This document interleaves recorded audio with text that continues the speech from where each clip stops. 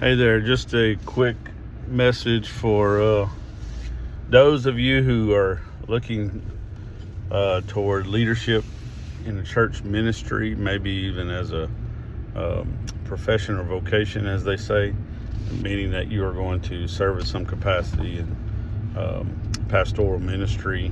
And even if you're not going to be, this is going to be your vocation or the way you make your living, even if you maybe aspire to serve as a deacon or an elder in the church, or even just to lead a small group, Sunday school class of any kind. Just one of the things I found is that leadership's a difficult thing. It requires a lot of you if you take on leadership in anything.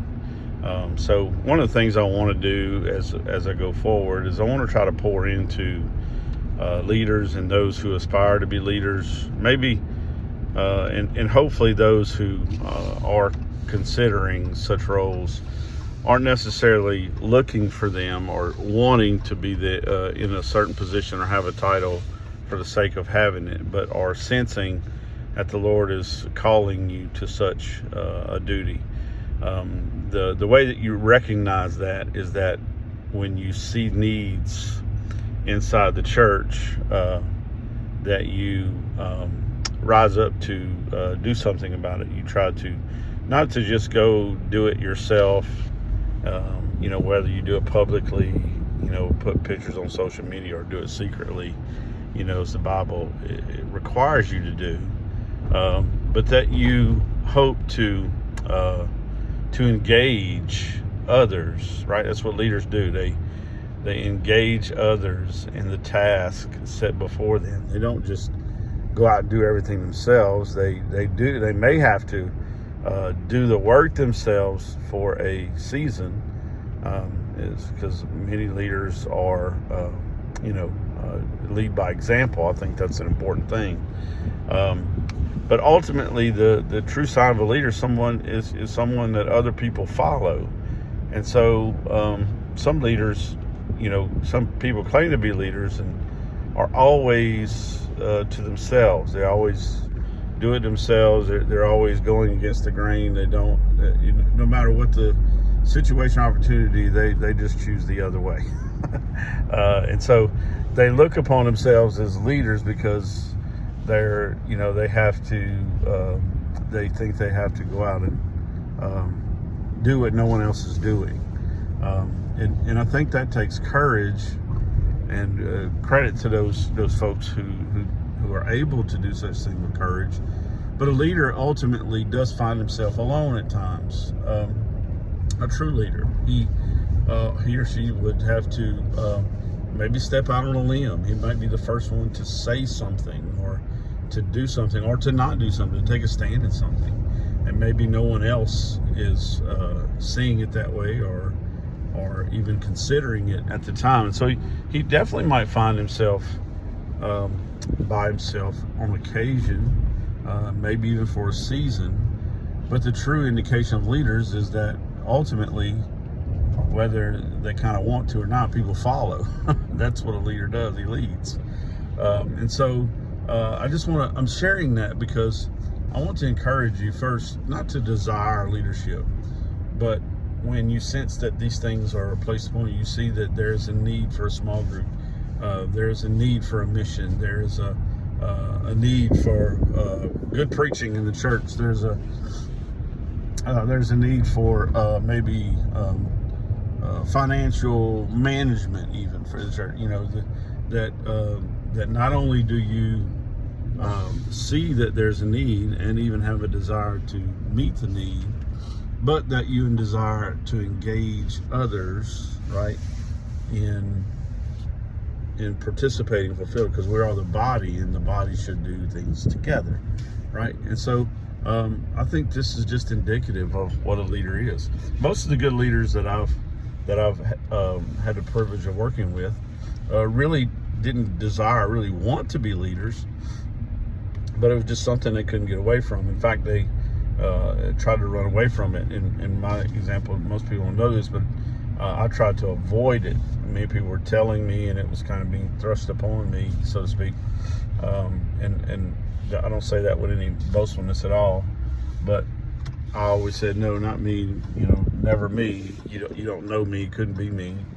But I think until the Lord gets a man to, to submit to what he wants him to do, I think, he'll have to endure whatever the Lord puts upon him. And for me, it was a pretty clear indication that God wasn't going to let me do anything else. And so did I see myself doing this or anything like that? Once I surrendered to him, of course I wanted to do whatever he wanted me to do, and I probably saw myself doing the things that I've done sooner, but I think submission is first and preparation is next. And so I think the true indication of leaders is not only that other people follow, but that they're able to follow. If you look at Joshua, he ended up really being one of the greatest leaders of Israel. He led the people into the promised land. They won just about every battle. They overtook the promised land. They finally were able to settle. I mean, from the beginning to the end of his ministry, of his leadership, it's just victory upon victory upon victory. And so the only thing that Joshua didn't do is he didn't train up a predecessor. He didn't train up someone to come after him. I mean, not a predecessor, that would be before him, someone that would succeed him. So what we hope that a leader would do is someone who has demonstrated he could follow, and follow willingly, follow unselfishly, follow obediently and submissively. This is what Joshua did. You didn't see a whole lot about Joshua in the first 5 books of the Old Testament. You saw a few things, but nothing extravagant. But once the Lord saw his faithfulness and brought him to the forefront to be the leader, God blessed him and strengthened him, gave him courage, and gave him everything he needed. I think leaders are indicated first by their ability to lead, that people follow them. Not that they're always out there on a limb by themselves, and they're always by themselves, and they're always in objection to everything other leaders do, but that sometimes they do have to take a stand. Sometimes they do have to speak out on things that no one else is speaking out about, and sometimes they do find themselves alone. But they're able to bring other people into their understanding, to get them on board, to help them understand that this is the direction that God would have us to go. And secondly, that before they become leaders, they were followers. They weren't necessarily looking to overthrow the leader. See, in Moses' time, there were many that tried to overthrow him. There were many that didn't like his leadership. There were many that wanted to take his place, and God kind of destroyed their efforts every time. But it was Joshua that God awarded this honor to take Moses' place and lead the people in the promised land. And Joshua never once tried to go against Moses, tried to overthrow him. He was just a faithful follower. So those are a couple things. And then lastly, I would say that to be careful, because some leaders believe that they're leading from behind. They're allowing other people to just do what they want, go where they want, and they're kind of their cheerleaders, lagging behind, rah, rah, go get them, you're the greatest, you can do this. And while their words are affirming and encouraging at times, they never put themselves in a place where they could say, no, you're going in the wrong direction, let's go this way instead. And so those are not really leaders. While they may be encouragers, and they may have a very special and powerful place in the church, it doesn't necessarily mean that they're equipped to be out front. So consider these things as you go forward.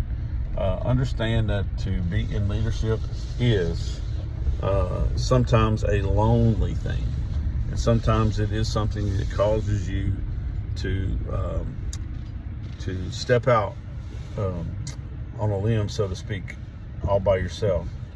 But the true indication that God has called you to this is that ultimately that others do come to follow. And if you find yourself where you're always just in disagreement, you have contempt about every change, every idea, everything that anyone ever presents, and you always find yourself in opposition, isolated, it's not really leadership. Okay, it's just perhaps maybe you do have some qualities of a leader, but first maybe learn to follow, and then make sure that if the Lord has called you to lead, that you're out front leading. You're not just lagging behind being a cheerleader. All right, God bless you.